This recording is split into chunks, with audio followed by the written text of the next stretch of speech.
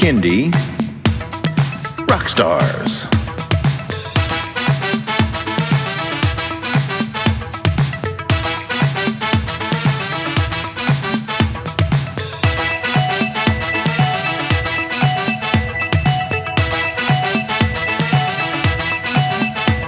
Prepare for a treat, let's meet and greet some bands and singers that are super sweet, making music that's fun for boys and girls. Help them learn about this great big world. Fun for the family, yes it's true, your kids will love it and you will too. Clap and dance and sing aloud, become a part of the Kindy crowd. These songs will make you move your feet and give your ears a great big treat. So settle in, grab your guitars, and let's get to know our Kindy rock stars.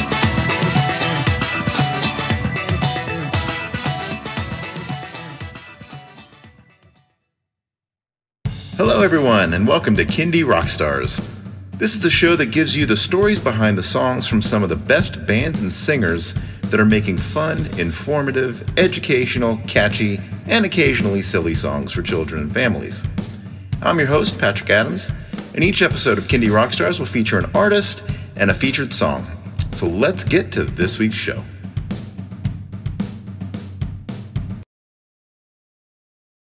Welcome to another episode of Kindy Rockstars. Joining me today is Val Smalkin, otherwise known as Silly Goose and Val. Welcome to the show, Val. Well, thank you so much, Patrick. It's a joy to be here. Nice to have you on. So tell everyone a little bit about yourself, how you got into Kindy music, and all about Silly Goose. Okay, well, as we've discussed, you and I often in the past, that most people start in Kindy music the same way I did. You have children and you discover children's music. I had been a philosophy major in college. Then I went to Berklee College of Music in 1971. And it didn't take me long to realize that if I stayed in the jazz, rock, pop music genre, I was going to be dead in about 2 years. It was 1971 was a wild time. It's that sort of Andy Warhol time. It was crazy. So I thought, I need to do something else. So I tried a whole bunch of different things. I worked at a university as a secretary, which I'm glad I did because I'm a good typist. And I tried visual arts, and I tried environmental engineering. I was going to do that until I found out that environmental engineering has only to do with moving sewage. It's all about poop. And I thought, no, I was thinking nice lakes and trees. And so then one day my sister said to me, why don't you do environmental law? And I said, okay. I mean, with just that much intensity, I went to law school, okay? But all the time, I've come from a family of musicians. I got to mention them. Jay Lenhart, my brother, is a top bassist in New York. He's played with like Judy Garland, Duke Ellington, Sting, you name it. He's been there. He's the most valuable bass player in the 90s. He's 80 something now. And then his children, Michael Lenhart, has played with everyone. He did the trumpet lines on Uptown Funk. He's played with Paul Simon. So I have all these musicians in the family. So there's always music in the background. Law seemed saner for a while. Then I had children, like all the other Kindy artists. And then I found Raffi and kids music and a genre where you didn't have to be in a smoky, drug-filled bar, but you could sing at 10 o'clock in the morning, because I've always been a morning person. And you have children who will do whatever you say as long as you say one thing at a time, like sit down. You can't say sit down and cross your legs. You have to do that in two separate parts. Anyway, found kids music, thought just like everybody else, oh, I could do that, and started doing it. It turns out I just love it. So there we are. I'm 72 now. It's been quite a few years in this business. I think I started in 1987. Wow, that's fascinating, because what an evolution of just technology and music and social and cultural norms. How have you navigated through those times? I remember my first Apple computer with a 64 megabyte hard drive. 64 megabyte hard drive. This big thing on my desk. And when I got my first form letter out with different people's addresses, I was so excited. It was like giving birth to a child. I was just like, look at this thing.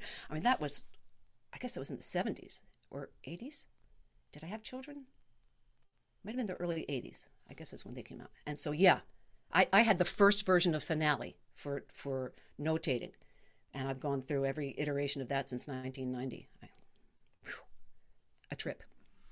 And so, did you release cassettes and CDs and all that stuff?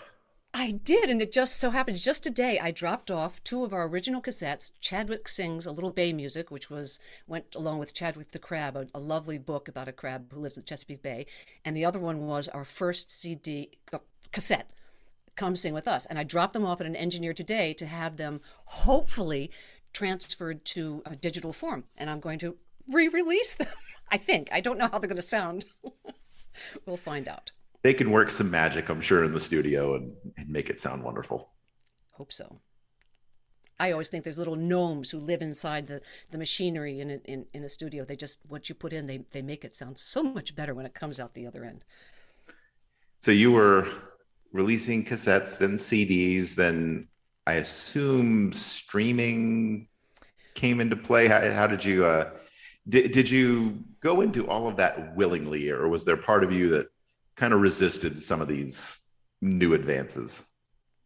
I love new equipment. I love the latest thing.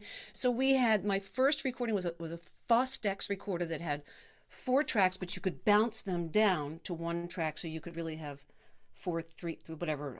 There's a mathematical figure for that. Then I had an ADAT machine until that died. And then, so I guess when the real digital stuff came that you could do on your computer, that's like magic for me. I love it. And then to have a whole orchestra in your computer, that's just crazy stuff. So on the one hand, I sort of feel very guilty about musicians who are put out of business because I don't hire a drummer and a bass player, and I sort of wish I had, but I live in the Podunk Hills of Maryland, and there aren't a lot of musicians around here. Right. So for me, it was life-saving. So I loved it. And the streaming, I haven't made my mind up yet about the 5,000th of a cent that you get, or 500th of a cent you get for each stream. It's like 1,000 streams get you like $10. Yeah. So I got a check for $13. I got a check for $77. That's a lot of streams. Somewhere. Well, you never know when the next Baby Shark is going to hit, and you get your billion streams. So I have a friend. We all keep plugging away at it. So a producer told her, write something like Baby Shark. It was like, that's what my wife told me. Writing, yeah. It's like, but it's not like that until it is.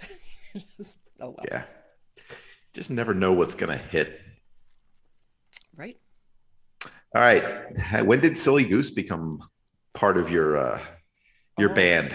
Well. Oh, I could tell you all about it. No, you don't get to tell this story. No, I want to. No, you don't even know it. Oh. Okay, so I was doing a party I used to have a singing partner. Sorry, that reminds me of another very funny story. Val and Pam Kindersingers. Okay, we were, we started, well, that was in 87, right? So we used to just go sing and do songs for children. I'm sorry, I have to tell you this story. So Kinder Music called us one time and said, oh, you can't use the word Kindersinger. We have, and we were like, what? No, you really, no, Kindersingers, Music. So we thought, okay, we'll just have to be Val and Pam. So in those days, you had yellow pages, a real book where your name went. And so it said, we were thinking, where do we put it? Is it under entertainment? Is it under parties? We put it under entertainment because we do more than just birthday parties. So one night I get this call for Val and Pam, like 12 o'clock midnight on the phone. Val and Pam, can you come give us some entertainment? God. And they thought... I think I know where this is going. Yes, they clearly thought we were a different kind of entertainment. And I said, no. We are children's entertainment. So click, hang on. Well, I would get these calls, and I wrote the company. So you got to. We went back to Val and Pam Kindersingers. You got to get this out of the yellow book. Well, it was still in the yellow pages 5 years later. My son, who's 8 years old, answers the phone one time, and he goes, "Hey, Mom, it's another stripper call." Oh, you have to understand. I am such a little old church lady, just that's what made it funny. Anyway, so that was a complete aside, excuse me. So, how I started with Silly Goose and ventriloquism. We were doing a Halloween party at the Bethesda Country Club near Washington, D.C., in a rather small room with 600 people, kids just packed in right up to the stage. And two little boys in the front row started a fist fight. I mean, boff in the jet. Right. So I'd been working long enough. I know you can't frown when you're on stage. You can't get mean with people. You just have to keep smiling. So I clicked off my microphone, stuck a smile on my face, bent down and said, "If you do that again, I will call the police." And the boys stopped. I mean, I would get in trouble for that today, I'm sure. But this was 1990 something, 91. So they stopped. And after that show, I turned to the woman I sang with and said, I could be a ventriloquist. Mm-hmm. And that's the day I decided to make myself a puppet and do it. And 30 years later, I'm good at it. I wasn't that good at the start. I'm sure Jeff Dunham wasn't either. It probably took a lot of practice. He does four voices at once. I have two. Silly Goose has a part of my brain, which is hers. I have my part of my brain. But Jeff Dunham has to be divided in four and have these conversations going back and forth. He's amazing. Woof. Yeah, that's some discipline right there. Talent. Practice. Yep. All right. You ready to get into a song? I am ready. This episode's song is called Springtime Dance. All right, Val, tell us a little bit about this song and what inspired it. Well, I'm getting so old that I actually can't remember. I know I wrote Springtime Dance because I wanted a song about spring. And I think I'd heard another song that just was so cute. And I thought, I've got to do this. So I think I wrote the bass line first. Dum, dum, dum, dum, dum, dum, bum, bum, bum, bum, bum. I think that's the bass line.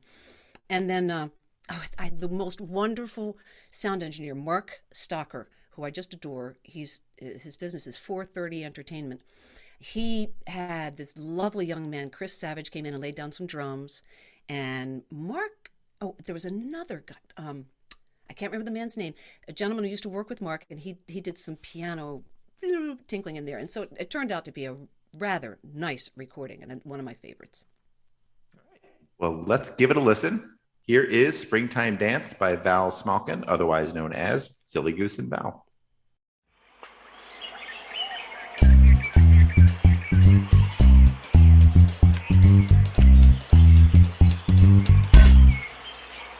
Spring is coming and the bees are humming and the birds are singing in the trees. Frogs are peeping, waking up from sleeping, pollywogs are growing feet and knees.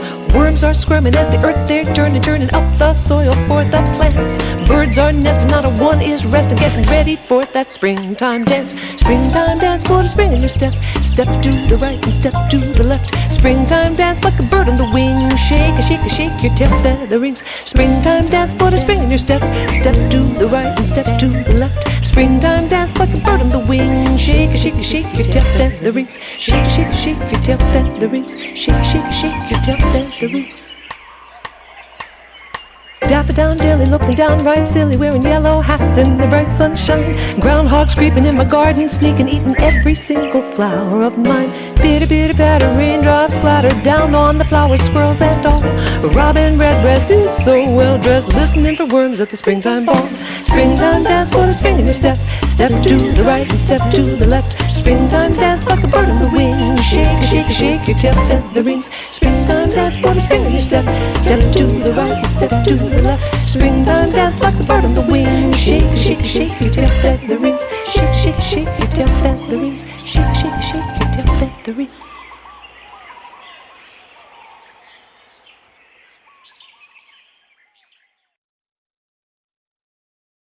All right. Well, Val of Silly Goose and Val, tell everybody where they can stream and download your music and how they can find and connect with you on social media or your website. Ooh, well, our website is www.sillygooseandval. And is spelled out A-N-D because they don't let you use an ampersand. So www.sillygooseandval.com. We are, if you Google Val Smalkin Children's Music, you'll find everything, I do believe. We're on Facebook as Val Smalkin and Silly Goose and Val. We're on streaming everywhere. Again, just look up Val Smalkin and you'll find it. Or if you look up Love Bug Val Smalkin, you'll find it for sure.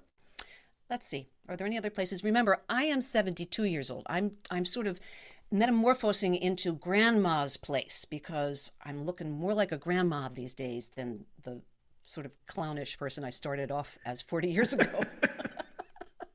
So I hope to meet you. Just get in touch on Facebook, get in touch on, there's Instagram accounts, there's other things, LinkedIn, who knows, all sorts of places. Excellent. Well, Val, thank you so much for being on the show. All the best to you and to Silly Goose. Oh, Patrick, thank you. Thank you for what you do for children's music, independent artists. You are really a rock star in this business. Thank you. All right. Talk to you again soon.